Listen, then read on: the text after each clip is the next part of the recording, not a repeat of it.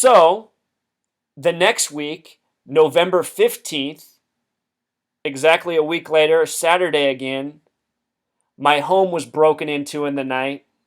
Everything of value was stolen from my home. What I realized when I got home and saw that everything was stolen is I noticed my neighbor across the street was not home, which was odd because it was early in the morning. He's always home. And the other thing that's odd is just recently I had offered him cash to help him make some money because he's out of work, and I wanted to help him out being a good neighbor.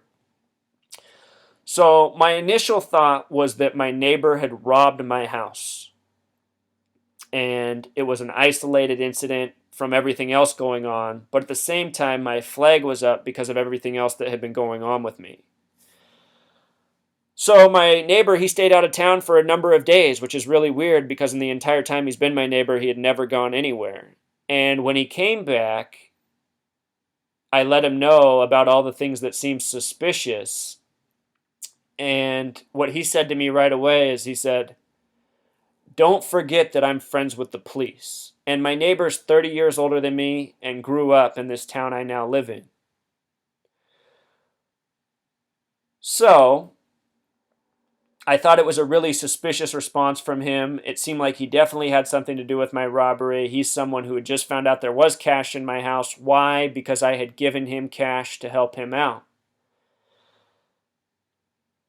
So next thing I knew, I had a police officer knocking at my door, letting me know that this same neighbor had filed a restraining order against me, which I was really blown away by.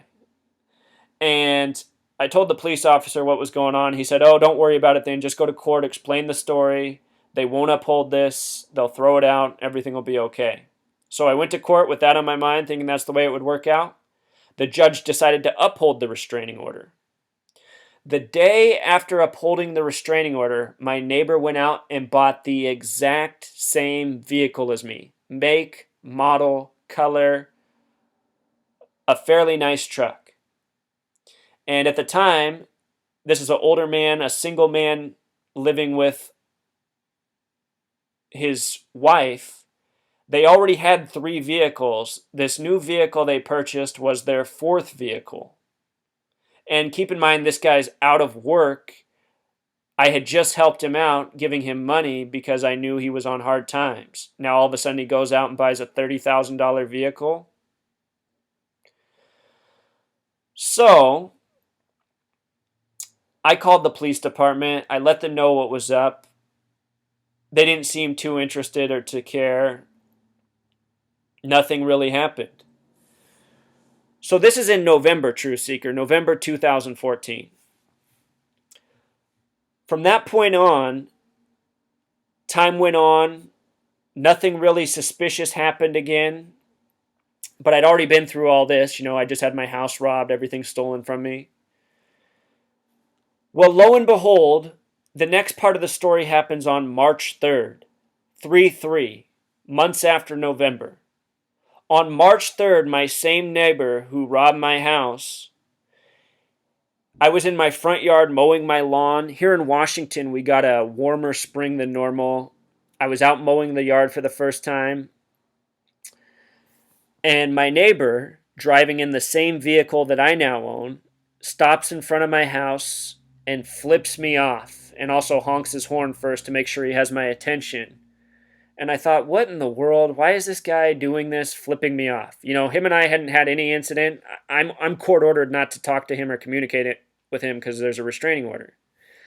So him doing that, what it made me do is I got on the phone and I called the local police department and I reminded them that they had never followed up with me about the burglary of my house, that I had this neighbor across the street provoking me who bought the same vehicle as me. All the evidence was there that he had something to do with the burglary. I didn't get any call back. What I had to do was leave a voicemail with the police officer who was supposed to be working on this. He never even got back to me. And I made this phone call on March 3rd. Well, on March 7th, 4 days later, I was again working in my yard, taking care of it. Again, we're having this warm spring. The grass is growing. The weeds are coming out. All you homeowners know how it is taking care of your property. While I'm working in my front yard, my neighbor comes out of his house and he goes, "Hey, neighbor!" And my head's down in the dirt working on the weeds. And then he yells out the same thing. So I look up, he's staring right at me. And what I said back to him is, "Man, fuck you. Go back in your house. You know you have a restraining order. What are you doing trying to talk to me?" And this is just days after he had flipped me off in front of my house for no reason. So next thing I know, police cars are rolling up. Not one, not two, not three, not four. Pretty soon, within 10 minutes, there are 5 police cars at my house. And let me remind you that when I called the police after my house had been robbed, it took them more than 3 hours to respond. But here they are, 5 cars within 10 minutes of me telling my neighbor to F off and go back in his house because he's trying to provoke me. So I just kept working in my yard. All these police officers are just like gathering up in a circle. First, they go over to his house. Then they come over in a group. One of them approaches me. He asks me what's going on. I said, "Well, what's going on?" As I said, my neighbor across the street, who you just talked to, who robbed my house, who you haven't done anything about. I said, he's been trying to provoke me this week. I said, I left a message with Robert Buendia. Robert Buendia is the Bothell police officer who's supposed to be taking care of the burglar in my house, who never lifted a finger to do anything to help me. The 2 police officers who came to my house when it was robbed were named Robert and Don. I'll never forget it. 2 33 names, just like the word police. Anyhow, I told him exactly what happened. I said, just the other day, he just stopped for no reason in front of the house, honked at me, and flipped me off. I said, I just called and left a message with Robert Buendia about that. Nobody's called back. I said, now today he wants to come out of his house and yell at me from across the street. I told him to F off and go back in his house. He goes, "Oh, so you admit that you talked to him?" I said, "Well, I'm just letting you know what's going on." He goes, "You're under arrest." I said, "You got to be kidding me." He said, "You need to turn around." So next thing, I'm in handcuffs. I'm in the back of a police car. Truth Seeker, I was arrested on March 7th. And the reason this is so interesting is because the name Zachary has gematria of 37, and my name Zachary Hubbard has gematria of 66.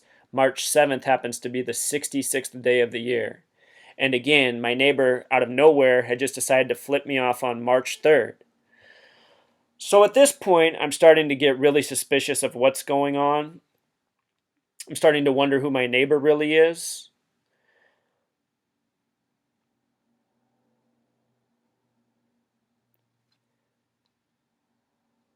Anyhow, since then, I haven't really had anything bizarre happen in my life. But at the same time, all of these things have happened to me since I started this research. I've been intimidated.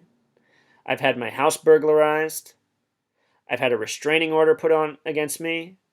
I've had all my valuables stolen. And right now, adding insult to injury, I'm not legally allowed to have a gun. It's illegal for me to have a gun right now. That's part of the court order against me because I'm considered to be a threat to my neighbor. Isn't that comical? So, these are the real consequences of being a truth speaker in this world. And I have no doubt that none of this would have happened to me if I'd never started a written blog, never started a video channel. I'm someone with a criminal record. I'm someone now on probation. I never had any of this before. For getting arrested in my front yard, Truth Seeker, I had to pay more than $3,000 in fines. And adding insult to injury, I paid off all my fines and probation up front so I didn't have any more to deal with. A month after starting probation, I was informed that my probation had been transferred to a private company. And because of that, I now have to pay an additional $60 every month to the private company. So, this is the world we live in. This is the injustice system that I'm well aware of and now I'm very much a part of. And my only real crimes are speaking truth and trying to raise awareness. So what I want you to realize from this video is that, if you're brave enough to tell the truth, to do the kind of research that I and others do, there can be real consequences for you in this world. But you shouldn't let that deter you, because you know what? Even though all this stuff's happened to me, I'm still here to tell the truth. I'm still here to do this research, and I haven't been shut down yet. But also, Truth Seeker, part of the reason I work so hard right now is because I know that I've been threatened, and I know that 33 isn't that all that far off. And what I don't know is if these threats are real or if they're just scare tactics, you know? Let me tell you a nicer story, Truth Seeker. Let me take you back to when I was a child, when I was 11 years old. When I was 11 years old, I was in 6th grade, and I had this teacher, Mrs. Peak. And I'm so grateful for Mrs. Peak. It's 21 years later, and I still remember the things Mrs. Peak said to me. When I was in 6th grade, when we had to write essays, I would often write that, you know, I was concerned with the injustices of the world, and when I got older, I wanted to be someone to right the wrongs that I saw. And the way I would write these essays, I would make my teacher cry. And she would tell me that she was so grateful for my attitude and my perspective and the things I wanted to accomplish. She begged me that I never lose that focus, I never lose those ambitions, I never lose those dreams. She told me to stay on the path, and she knew I would do great things in this world. And I've never forgotten her words. And in large part because of what she said to me, it's helped me stay focused through all the turmoil that I've put up with. I mean, besides what I just told you guys, when I started this research, I also had to deal with family and friends who spread rumors that I had become schizophrenic, gone crazy, needed to be medicated. Even my own mom's siblings heard about it and started, chastising her, telling her that they needed to have me checked into a clinic and that she'd raised a Looney Tune. And it's just so insulting because never in my life have I acted like a crazy person. I've always just stood up for the truth and justice. And unfortunately, so many people in this world don't appreciate that. But those things can change if more brave people, if more courageous people raise up and help spread awareness and truth, That's what it's going to take to change culture, society, these types of opinions, these types of things. And also, a truth seeker, if there were more truth tellers in the world, it would be harder for attacks to be waged against people as they've been waged against me. So, this is my story. These are the things that have happened to me since I started this research. I don't tell this story to deter anyone.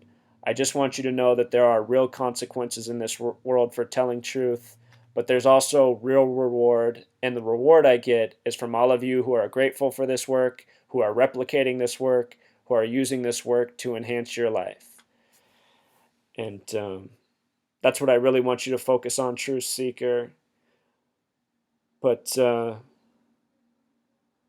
just know what I'm doing, it really does take a lot of bravery. It does take a lot of courage. And I've put up with a lot of negativity in the 2 years I've been doing this. So I hope you can appreciate that. All right, until next time, Truth Seeker.